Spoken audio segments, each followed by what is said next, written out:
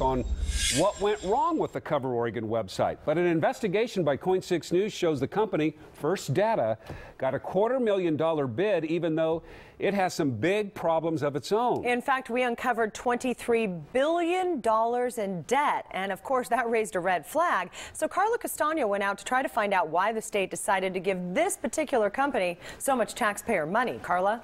Well, Jeff and Kelly, I went to the Capitol today to ask those questions, and some Oregonians I talked to don't like the fact they're paying a company drowning in debt for advice.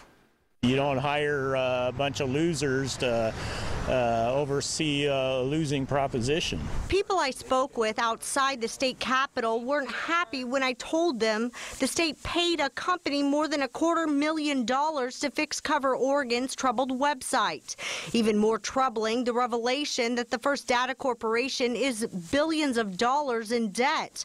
So I took their concerns to the governor's office. I mean, the governor's not here, so let me start with that. I wanted to find out what assurances he could offer about the contract, but I was sent to the Department of Administrative Services instead. How do we know that they're going to be held responsible for getting this data back to Oregon? Well, the questions are really laid out in the contract that we have with them. They're very specific. It's a very specific task.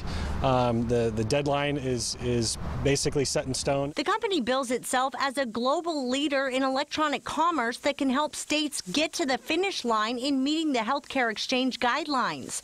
Oregon took California's lead on this one. First Data is credited with getting their website up and running. How do we know Oregon isn't going to see another disaster? You know, all we can do is ask the questions and try our best to find out exactly who knew what when.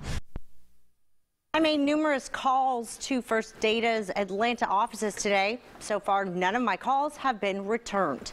Jeff and Kelly?